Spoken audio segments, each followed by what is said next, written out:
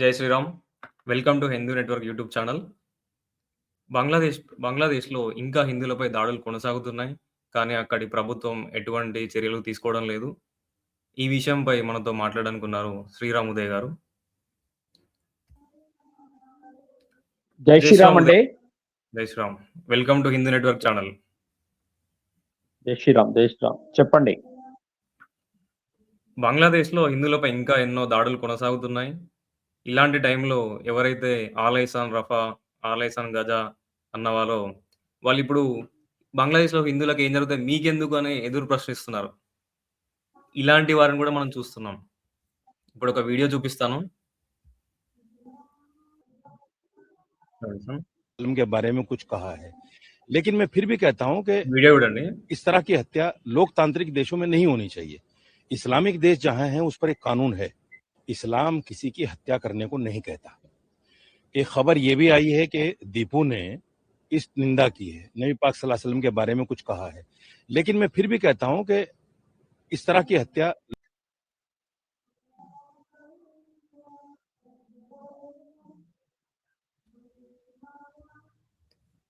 ఈ వీడియో మనం చూసినట్టయితే ఆయన ఏమంటున్నాడు, ఇస్లాం ఎవరిని హత్య చేయమని చెప్పలేదు. అసలు ఏ మతం కూడా ఒకరిని హత్య చేయమని చెప్పదు. కానీ వీళ్ళు చేస్తున్నారు. ఏమంటారు? ముఖ్యంగా బంగ్లాదేశ్ అల్లర్ల విషయంలో చాలా బాధాకరణమైనటువంటి విషయం ఏంటంటే, ప్రతిసారి జరిగేటువంటి అల్లర్లలో అత్యంత అమానుషంగా బాధింపబడేటటువంటి విషయం ఏంటంటే, అక్కడ హిందువులు మాత్రమే హత్యకు గురవుతున్నారు. బంగ్లాదేశ్ స్వాతంత్రం రాకపూర్వం నుండి బంగ్లాదేశ్ ఉద్యమానికి బంగ్లాను ఆదుకునేది ప్రతిసారి భారతదేశమే. భారతదేశంలోని ప్రజలు, భారతదేశంలోని హిందువులు మాత్రమే.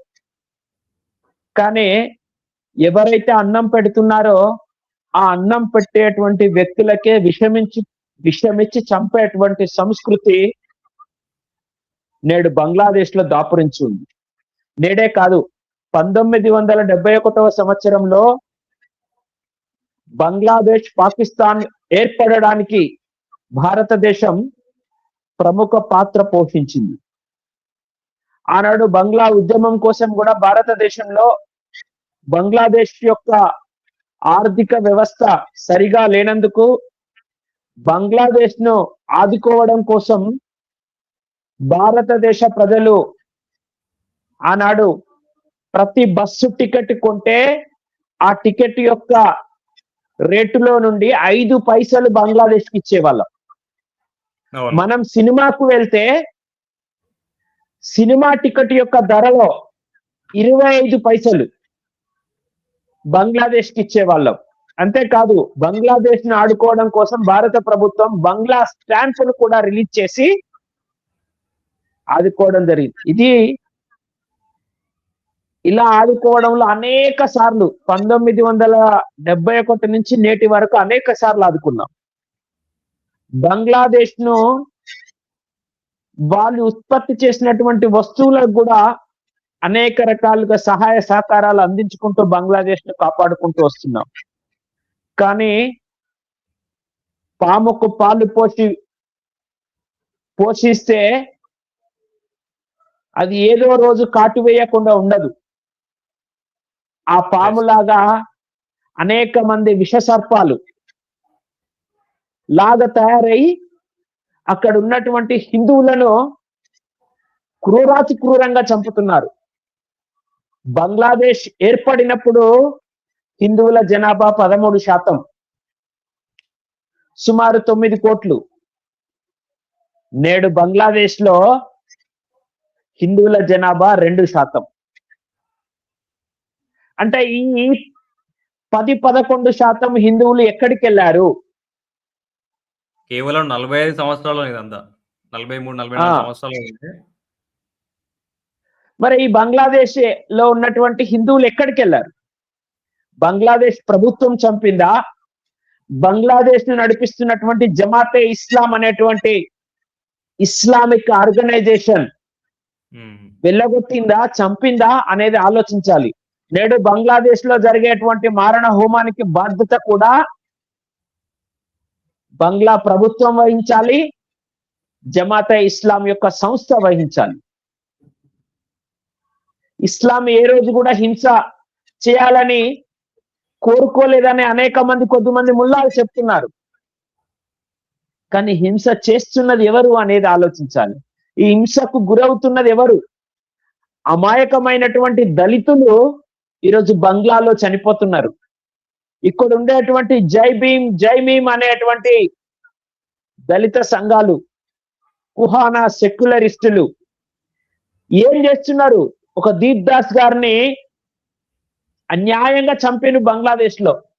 అరే చంపడమే కాదు, వేల మంది ర్యాలీ తీస్తూ ఆ యొక్క వ్యక్తిని చంపి రోడ్లపై ఈడ్చుకుంటూ పోయి నగ్నంగా ఒక చెట్టుకు కట్టేసి మంట పెట్టడం చాలా అన్యాయం. ఏ కాలంలో ఉన్నాం మనం? అభివృద్ధి చెందాల్సినటువంటి దశలో, మనిషి వికాసం జరగాల్సినటువంటి విషయంలో, మానవత్వం పరిడవిల్లాల్సినటువంటి పరిస్థితులలో అత్యంత క్రూరత్వంగా మనిషిని చంపడం చాలా అన్యాయం. అది ఒక హిందువులు, అది ఒక దళితుణ్ణి. నేను ఈ దేశంలో ఉన్నటువంటి, భారతదేశంలో ఉన్నటువంటి దళిత సోదరులకు, మేము అంబేద్కర్ ఇస్లాం అని చెప్పుకునేటువంటి వ్యక్తులకు నా యొక్క విన్నపం. అలాగే ఈ దేశంలో అనేక రాజకీయ పార్టీలు ఈరోజు బంగ్లాదేశ్ లో దీప్ దాస్ అనే దళిత్ క్రూరత్వంగా చంపేస్తే మీ నోటి నుండి ఒక్క మాట రావడం లేదెందుకు? ఎక్కడో పాకిస్తాన్ లో ఒక చిన్న సంఘటన జరిగితే జై పాకిస్తాన్ జై భీమ్ అనేటువంటి ఎంఐఎం ఎంపీ అక్బరుద్దీన్ ఓవైసీ నీకు నోరు రావడం లేదా? హిందువును అత్యంత క్రూరత్వంగా మీ ఇస్లాం వ్యక్తులు, మీరు నమ్ముకున్నటువంటి మత గ్రంథాలు, మీ జమాతే ఇస్లాం యొక్క సంస్థ ఈ రక చంపమని చెప్పిందా? ఒక ప్రజాస్వామ్య భారతదేశంలో నువ్వు ఎన్నుకోబడ్డావు కదా, నీకు అనేక మంది హిందువులు ఓట్లేశారు కదా, మరి ఆ హిందువు చనిపోతే, ఆ దళిత బిడ్డ చనిపోతే నీ స్పందన ఎక్కడ ఉంది? భారతదేశంలో ఉన్నటువంటి హిందువులు చైతన్యవంతం కావాలి. భారతదేశ ప్రభుత్వం తక్షణమే భారతదేశంలో నివసిస్తున్నటువంటి సుమారు 2 కోట్ల మంది అక్రమ బంగ్లాదేశీయులను తక్షణమే బంగ్లాదేశ్ కు పంపించాలి. బంగ్లాలో ఉన్నటువంటి హిందువులను కాపాడాలి. భారతదేశాన్ని కాపాడాలి, హిందుత్వాన్ని కాపాడాలి. హిందుత్వం మతం కాదు, హిందుత్వం జీవన విధానం మాత్రమే. ఏ హిందువు కూడా ఎక్కడ ఎవరిని చంపాలని ఎన్నడూ చెప్పలే. కానీ అనేక మార్లు అందరూ బాగుండాలని కోరుకునేటువంటి ధర్మం, సిద్ధాంతం, హిందుత్వం, హిందూ జీవన విధానాన్ని ఆచరించేటువంటి వ్యక్తులే చనిపోతున్నారు. ప్రతి దేవాలయం ఈ రోజు ఏమంటుంది? సర్వే భవంతు సుఖినః, సర్వే సంతు నిరామయ, సర్వే భద్రాని పశ్యంతు మాగచ్చిత్ దుఃఖభాగ్భవే. అందరూ సంతోషంగా ఉండాలంటున్నారు. ఈ భూమి మీద పుట్టిన ప్రతి జీవి సంతోషంగా ఉండాలని కోరుకుంటున్నాం. కానీ ఈ భూమి మీద పుట్టిన ప్రతి జీవి సంతోషంగా ఉండాలి, బతకాలి అని కోరుకునేటువంటి వ్యక్తులనే విచక్షణ కోల్పోయి వికృతంగా, అమానవీయంగా చెట్టుకు కట్టేసి కాల్చి చంపడం చాలా హేయమైన చర్య. ఎక్కడ పోయినాయి మానవ హక్కులు? మానవ హక్కులని పేరు చెప్పుకొని టీవీలలో డిబేట్లకు వచ్చేటువంటి వ్యక్తులు ఎక్కడెళ్ళారు? భారతదేశంలోని మేధావులు ఎక్కడికి వెళ్ళారు? హిందువులపై జరిగే దాడులు కావా?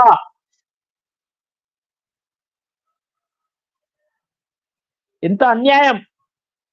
ఐక్యరాజ్య సమితి స్పందించాలి. ఇంకొక విషయం, కేవలం దీప్ దాస్ గారినే కాదు, మళ్ళా నిన్న ఇంకొకతన్ని చంపేశారు. ఇవన్నీ బయటకొచ్చే వీడియోలు మాత్రమే. ఇవి పెద్ద సిటీలో జరుగుతున్నాయి. అందరు చూస్తుండగా జరుగుతున్న విషయాలే మన ముందుకొస్తున్నాయి గానీ, తెర వెనుక ఎంత జరుగుతాంది? ఊర్లల్లో, పల్లెటూర్లలో ఎంత జరుగుతుందని అసలు బయటికే రావట్లేదు. అందుకే మీరన్నట్టు 13% ఉన్నవాళ్ళు ఇప్పుడు 1, 1.5% పడిపోయారు. ఆ ఉన్నవాళ్ళు గూడా భయంతో బతకాల్సొస్తుంది. ఏమైతది? వాస్తవం. ఎప్పుడు గొడవలైతాయి? అనే విషయం అనేది దాంట్లో. ప్రతి సంవత్సరం బంగ్లాదేశ్‌లో ఉన్న హిందువులకి పెద్ద పండగేందంటే దుర్గా పూజ. బెంగాల్ వాళ్ళందరికీ. అవును. దుర్గా పూజ అనేది వాళ్ళకి చాలా పవిత్రమైన రోజు. ఆ రోజు ఖచ్చితంగా వాళ్ళు దుర్గమ్మని కొలుస్తారు. ఒక 4 సంవత్సరాల క్రితం దుర్గమ్మ విగ్రహాలు తయారు చేసే వ్యక్తి దగ్గర ఎవరో ఖురాన్‌ని అక్కడ పెట్టేసి, చూసారా హిందువులు ఖురాన్‌ని ఎట్లా అపవిత్రం చేస్తున్నారని చెప్పి చానా గొడవలు జరిగినాయి. చాలా మంది అవును. చనిపోయిండ్రు. చాలా మందికి గాయాలు జరిగినాయి. తర్వాత దాని విచారణలో తేలిందేమంటే, కావాలని ఒక ముస్లిం వ్యక్తి అక్కడ ఖురాన్‌ని ఉంచి, చూసారా హిందువులు ఇట్లా ఖురాన్‌ని డిస్‌రెస్పెక్ట్ చేస్తున్నారని చెప్పి, అక్కడ గొడవలు స్టార్ట్ చేయడం జరిగింది. ఇలా ప్రతిసారి ఇన్సిడెంట్ ఎప్పటికి ఏదో ఒకటి జరుగుతూనే ఉంది. ఇంకొకటేందంటే, నాకర్థం కాని విషయం అంటే, ఎవరికీ అర్థం కాని విషయం మనకర్థమైందనుకోండి, వాళ్ళెందుకు చేస్తున్నారనేది.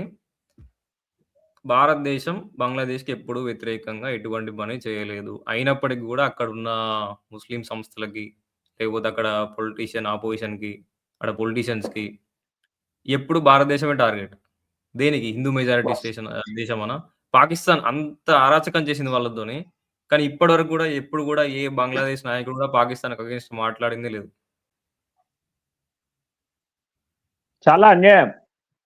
కేవలం మతం ఇస్లామిక్ బ్రదర్‌హుడ్ వల్లనే వాళ్ళు పాకిస్తాన్‌ని ఒక మాట పల్లెత్తు మాట గూడా అనలేదు. అంత జరిగిన తర్వాత కూడా. మళ్ళా ఇప్పుడు హిందువులే సాఫ్ట్ టార్గెట్. హిందువులు ఓటు బ్యాంక్ ఏర్పరచుకోలేదు. హిందువులకు ఎటువంటి ఎజెండా లేదు. కాబట్టి హిందువులు ఎప్పుడు నష్టపోతూనే ఉన్నారు. అందుకొరకే భారత ప్రభుత్వాన్ని నేను విజ్ఞప్తి చేసేదంటే, భారతదేశం నుండి ఎగుమతి అయ్యేటువంటి వస్తువులను ఎగుమతి చేయకూడదు బంగ్లాదేశ్‌కు. బంగ్లాదేశ్ నుండి వచ్చేటువంటి వస్తువులను స్వీకరించకూడదు. ఒకసారి భారతదేశం తన వ్యాపారం బంగ్లాదేశ్ నుండి గనుక విరమించుకుంటే, బంగ్లాదేశ్ ప్రజలకు వృద్ధొస్తుంది. ఆలోచించాలి బంగ్లాదేశ్ ప్రభుత్వం. కొత్తగా ఏర్పడినటువంటి మిస్టర్ యూనిస్ బంగ్లా ప్రధాని ఏం చేస్తున్నాడు? నేను శాంతి కాముకుని చెప్పుకునేటువంటి మొహమ్మద్ యూనిస్ కు కండ్లకు బంగ్లాలో జరిగేటువంటి హిందువులపై దాడులు కనిపించడం లేదా?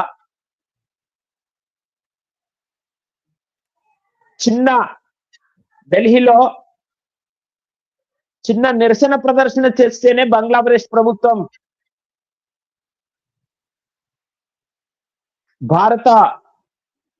బంగ్లాదేశ్ లో ఉన్నటువంటి భారత ప్రతినిధిని పిలిపించుకొని మాట్లాడడం జరిగింది. మరి అదే బంగ్లాదేశ్ లో ఉన్నటువంటి భారత కార్యాలయం పైన రాళ్ళు రుబ్బిండ్రు కదా, దాడి చేశారు కదా, మరి ఎందుకు స్పందన లేదు? అనేక దాడులు జరుగుతున్నాయి. బంగ్లాదేశ్ స్వాతంత్ర ఉద్యమం నుండి మొదలుకొంటే నేటి వరకు ప్రతిసారి దాడి జరిగిన ప్రతిసారి హత్యకు గురయ్యేటువంటి వాళ్ళు హిందువులే. అక్కడ ఉన్నటువంటి ముస్లిం వర్గాలకు ఆనందం కలిగిన హత్యకు గురయ్యేది హిందువే. అక్కడ ఉన్నటువంటి రాజకీయ పార్టీలు ఓటమి చెందిన హత్యకు గురయ్యేది హిందువే. ఆనాటి నుండి నేటి వరకు అనేక దేవాలయాలపై దాడులు జరిగింది. అనేక హిందువుల ఇళ్లను దోచుకున్నారు, ఆస్తులను దోచుకున్నారు, అమ్మాయిలను చిత్రహింసలు పెట్టారు. మనం సోషల్ మీడియా వేదికగా అనేకం చూసాం. నేటికి బంగ్లాదేశ్ లో ఉన్నటువంటి హిందువులు ఏమంటున్నారు? నేను బంగ్లాదేశ్ లో పుట్టాను, నేను బంగ్లాదేశ్ లోనే చస్తాను, నేను బంగ్లాదేశ్ హిందూ అయినంత మాత్రాన భారతదేశానికి వెళ్లాల్సినటువంటి అవసరం లేదు అని సోషల్ మీడియాలో విన్నాను బంగ్లాదేశ్ హిందూ యొక్క గాథ. హ్మ్. బంగ్లాదేశ్ కు వ్యతిరేకంగా అక్కడ ఉన్నటువంటి హిందువులు ఏ రోజు కూడా ప్రవర్తించలే. అదే తప్పైతున్నదేమో. ఆలోచి అదే తప్పైతుంది. ఆలోచించాలి హ్మ్. ఆలోచించాలి ప్రపంచ మానవ హక్కుల సంఘాల నేతలు. భారతదేశంలో ఉన్నటువంటి కుహానా సెక్యులరిస్టులు, మేధావులు ఆలోచించాలి. మీ నోరు ఎందుకు పెకలడం లేదు? ఏం హిందూ అయితే మీ నోరు మాట్లాడడానికి రాదా? హిందువు మనిషి కాదా?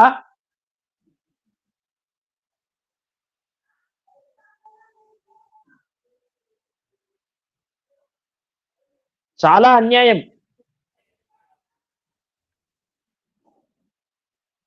వాళ్ళిప్పుడు ఇస్లామిక్ రాజ్యం స్థాపన కోసం ఇదంతా చేస్తున్నట్టున్నది బంగ్లాదేశ్‌లో. ఆ రాడికల్స్ అంతా కలిసి సాధారణ ముస్లిమ్స్‌ని, సాధారణ హిందువులను గూడా ఇబ్బంది పెడుతూ కేవలం రాడికల్సే అలా చేస్తున్నారని న్యూస్‌లో గూడా వస్తుంది. రాడికల్స్ చేస్తున్నారు. కానీ ప్రభుత్వం ఏం చేస్తుంది? హ్మ్. ప్రభుత్వం ఉంది మహమ్మద్ గదా! యూనిస్ గూడా మహమ్మద్ యూనిస్ గూడా ఆయన గూడా ఒక రాడికలే గానీ చూడ్డానికేమో పీస్‌ఫుల్ అంతే. ఐక్యరాజ్య సమితి ఏం చేస్తుంది? హ్మ్. ఆ? అదే. ఆలోచించాలి. ప్రభుత్వాలు ఆలోచించాలి. బంగ్లాదేశ్‌కు సహకరించేటువంటి ప్రజాస్వామ్యవాదులు ఆలోచించాలి. ప్రపంచ దేశాలు ఆలోచించాలి. హింస ఇంకోటి ఎన్నటికి గూడా మంచిది కాదు. హ్మ్. ఇంకోటి నేనేం చెప్పదలుచుకున్నానంటే, ఎవరైతే మేము సెక్యులర్ హిందువులం అంటుంటారో, మీరు ఫస్ట్ కొన్ని విషయాలు తెలుసుకోవాలి. బంగ్లాదేశ్‌కి మన దేశం ఎప్పుడు శత్రువు కాదు. పాకిస్తాన్ శత్రువు. యెస్. బంగ్లాదేశ్‌కి స్వాతంత్రం తీసుకొచ్చింది మనమే. ఇందాక మీరు చెప్పినట్టు గూడా మనం కొనే టికెట్స్‌లో గూడా వాళ్ళకింత సహాయపడుతదని చెప్పి మనం 5 పైసలు, 10 పైసలు అట్లా కొన్ని కోట్ల రూపాయలు సహాయం చేశాము. బంగ్లాదేశ్‌కి ఎప్పుడు కావాలన్నా బిజినెస్, ట్రేడ్ అంతా మనతోనే జరుగుతుంది. అయినప్పటికి కూడా పాకిస్తాన్ అన్ని హత్యాకాండ జరిపినా కూడా బంగ్లాదేశ్ పైన ఇప్పటి వరకి బంగ్లాదేశ్ ఇప్పుడు చనిపోయిన వ్యక్తి మొహమ్మద్ హడీ ఆయన చనిపోయిండనే కదా! ఈ గొడవలు జరుగుతున్నాయి. అయినా గూడా ఇండియాకి వ్యతిరేకంగా మాట్లాడతాను గానీ, పాకిస్తాన్‌కి వ్యతిరేకంగా మాట్లాడలేదు. Bangladesh Nationalist party. వీళ్ళు గూడా ఇండియాకి వ్యతిరేకం. ఎందుకు ఇండియాకి వ్యతిరేకం? ఇండియా ఏం తప్పు చేసింది? పాకిస్తాన్ గదా! చేసింది వాళ్ళకి. అనేది మన సెక్యులర్ అనే హిందువులు గూడా ఫస్ట్ ఆలోచన జేసుకోవాలి. మీకు తెలుత్తలేదు. మీరు తెలుసుకోండి. ఫస్ట్ ఆలోచన చేయండి. అంతేగాని నేనొకటే ఇట్లా ఒక మొద్దు నిద్రలో ఉంటా అంటే గాదు. ఇప్పుడు 'దీప్ దాస్' చచ్చిపోవడానికి కారణం మనందరం. చనిపోయిన తర్వాత గూడా ఇంకా మనం ఎటువంటి వాయిస్ రైజ్ చేయకపోతే ఇంకా హత్యలు జరుగుతూనే ఉంటాయి. నిన్నొకరిని చంపేసిండ్రు. ఇవి మన ముందు కనబడేటియే. కనబడకుండా ఎన్నో హత్యలు జరుగుతున్నాయి. అందుకే 13% ఉన్న పాపులేషను 1% పడిపోయింది. ధన్యవాదాలు ఉదయ్ గారు. మీ యొక్క మంచి ఇన్‌పుట్స్‌ని మాకు అందించినందుకు. ధన్యవాదాలు తిరుపతి గారు. ముఖ్యంగా హిందూ నెట్వర్క్ పేరుతో ప్రపంచంలో జరిగేటువంటి అనేక విషయాల పట్ల ఒక బాధ్యత గలమైనటువంటి యువకుడిగా సమాజాన్ని చైతన్యవంతం చేయడం కోసం అందరూ బాగుండాలి, అందులో మనం ఉండాలి, అందరూ ప్రశాంతంగా ఉండాలి, ఉన్నతంగా చదవాలి, ఉన్నతంగా ఆలోచించాలి. మనమందరం ఒకరికి సహాయం చేయాలి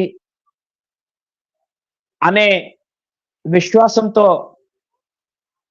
హైందవ చైతన్యాన్ని, హిందువుల జాగరణను చేయడమే లక్ష్యంగా మీరు హిందూ నెట్వర్క్ ఛానల్‌ను ఏర్పాటు చేయడం, అలాగే బంగ్లాదేశ్‌లో అన్యాయానికి అత్యంత పాశవికంగా హిందువులపై జరిగేటువంటి దాడులను విషయంలో సమాజానికి తెలియచేసే విధంగా మీరు చర్చా కార్యక్రమం నిర్వహించడం చాలా సంతోషం. సమాజాన్ని చైతన్యవంతం చేయడం కోసం మీలాంటి యువకులు రావాలని ఆశిస్తూ ధన్యవాదాలు. థాంక్ యూ అండి. ఇంకా ఈ వీడియో చూసేవారికి నేను చెప్పదలుచుకుందేంటంటే, కేవలం బంగ్లాదేశ్‌లోనే గాదు, మన దేశంలో హిందూ మెజారిటీ ఉన్న దగ్గర గూడా ఎన్నో అన్యాయాలు జరుగుతున్నాయి. మన రాష్ట్రంలో గాని, మన దేశంలో గాని, దేవాలయాల పైన గాని, వ్యవస్థ బెదిరింపులు, పోలీసుల బెదిరింపులున్నాయి కొందరి మీద. రాజకీయ నాయకుల బెదిరింపులున్నాయి. ఎన్నో ఇష్యూస్ ప్రతిరోజు ఏదో మూలల హిందుత్వం పైన ఏదో ఒకటి జరుగుతూనే ఉంది. ఇలాంటివి మీ దృష్టికి వస్తే, లేకపోతే మీరు దానిలో ఇన్వాల్వ్ అయ్యి ఉంటే, మీరు మాతో మాట్లాడాలనుకుంటే, అలాంటి విషయాలు అందరికీ తెలియాలనుకుంటే మీరు కూడా మాతో పాటు జాయిన్ అయ్యి మాట్లాడొచ్చు.